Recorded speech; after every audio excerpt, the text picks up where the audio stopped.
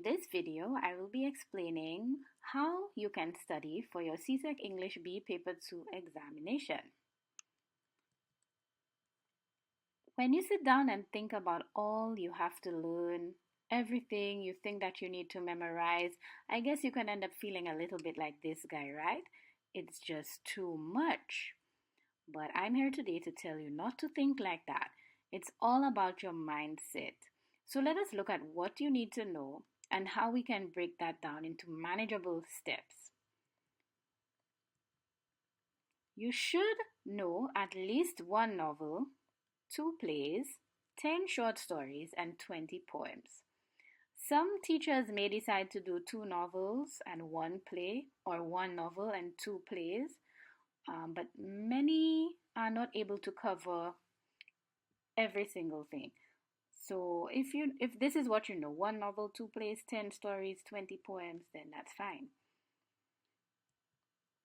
How do we study those novels? How do we retain everything that we have learned or we have read? And if you're like me, sometimes after I read a book in about a month or 2, I don't remember every single thing I've read. That is normal. So how can you remember? I would advise you to get a book just for this novel. And what are we going to do with this book? You would devote 1 or 2 pages to each chapter and then devote 1 or 2 pages to each character. So what do I mean? On your first page, you write chapter 1 and you record the following information: the characters who appear in that chapter, the setting, the themes, the devices, and any important quotes, or any quotes you find interesting. And then finally, you have a short summary. Now, it would be best if you could summarize that chapter by yourself, but if you don't have much time and your exam is approaching very quickly, you can simply search for chapter summaries online. They are available. Now, please note, you should not plagiarize. Do not take the words that you find online and put them in your essays. That is plagiarism. That is why I say it's better that you create your own summary. But if you can't, that's okay. Because all you want to do is remember what happened in that chapter.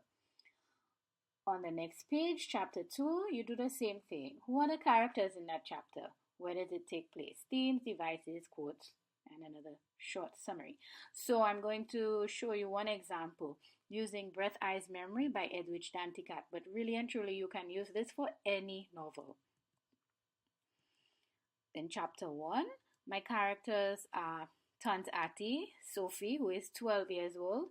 Sometimes you may want to record the age of the characters because that changes throughout the book. So if you have read this book, you know at a certain point Sophie is 18 and then she is, I think, in her 20s.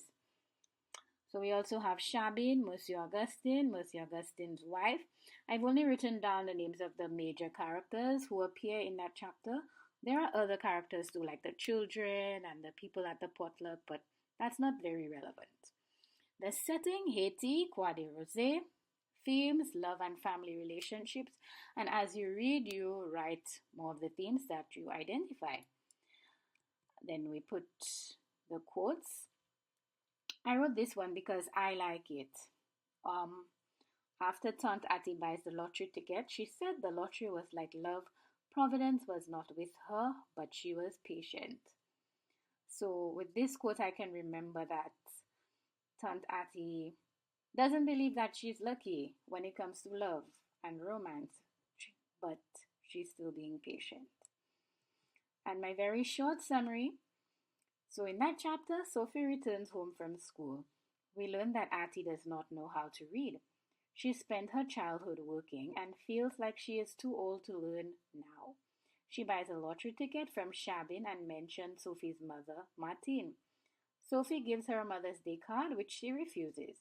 At the potluck, it is revealed that Martine has sent for Sophie. Attie cries as she watches the Augustines get ready for bed. Now, on this presentation, it looks quite long. But when you write this on a page, it probably won't even take up the whole page. Now, for some chapters, you may want to write more. For some chapters, you may need to write less. That's fine. And then after you've covered all of the chapters, you can have a section for the characters. So here I have Sophie, I have Martin, and any other important characters in that novel. And you write everything that you learn about them, interesting things they have said, experiences they have gone through. So when you are sitting down trying to remember anything about Sophie, you simply pick up your notebook and you flip through the pages, and all of that information is there. Now, it would be better to do this while you're studying the novel in class, which is why I said that you should start this from Form 4 or Form 3 whenever your school begins covering the CSEC syllabus. So by the time you reach Form 5, the week before the exam, you do not have to attempt to reread the novel and every single thing. It's too much. But if you have your book of summaries, it's going to be a lot more manageable for you. So what do we do next? With the play, a similar thing, but because the plays are shorter, you can use an exercise book instead of a whole notebook. And if you're tech savvy, if you like technology, you don't even need to use a notebook. You can use Microsoft Word, or if you have an iPad, you can use that. The phone I would not advise because those things are too distracting. I love writing, so I would always recommend the book actually. So here we're going to devote 1 or 2 pages to each act, and we're going to devote 1 or 2 pages to each character. So I'm going to use Tija and His Brothers by Derek Walcott as an example. On 1 page, I would write prologue, and I would make a record of the character, setting, themes, devices, important quotes, short summary, just like what we did for the novel. Then on the next page or next few pages, if I write too much for the prologue, I write about Act 1. So here's my example. The prologue, the characters that appear: the frog, cricket, bird, devil, devils, Goja, Mija, Tija, mother, Bolom. The setting is the heights of a forest in a hut. And the themes, just some themes. I haven't written every single thing there, but we know that we see love and family relationships, poverty. Quotes: as you're reading, you scribble whatever quotes you think are important that you might want to refer to or remember while you are writing an essay. And a short summary. So the frog begins to tell the story. The brothers are described. We are made aware that they are poor. They live with their mother and their father has died. The Bolom delivers a message from the devil. He will reward any son who is able to make him angry. If the sons fail, they will be eaten by the devil. Very short. And so you do this for the entire play. So now we have to also remember at the back of that notebook, we do some kind of character sketch for each character. So Tija, Mija, Goja, mother, devil, planter, devil/planter. We want to write down all of their characteristics, their mannerisms, what we have learned about them, their likes, their dislikes, everything. So we've covered the novels and the plays. What about the short stories? Again, I would recommend getting a special book just to write your notes about the stories. And what do you write there? Devote 1 or 2 pages to each story and devote 1 or 2 pages to each theme. So here I have the 2 grandmothers, and I'm going to record a similar thing like I did in the previous 2. Characters, setting, themes, devices, important quotes, and a very short summary. So you do this until you have covered all 10 stories. And like I said, it would be best to do this in class when you have studied that story with your teacher, with your classmates. probably for homework. You go home, you get your special book just for your stories, and you write that information. And again, it's good to do the summary on your own because it gives you time to reflect on that story and to think about it a little more from your own perspective. And if at any point you have any questions, any difficulties, you can go to your teacher and ask him or her to explain. But if you are pressed for time, you can always look for the summaries online. Then we want to have a part of that book dedicated to the themes. So I have the example here of poverty. In which stories do we see that theme?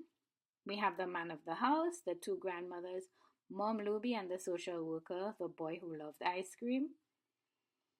But if you're watching this video in 2023 or 2024, your stories may be different. Again, this is just an example. Racism, we have two main stories here, Berry and Blackout.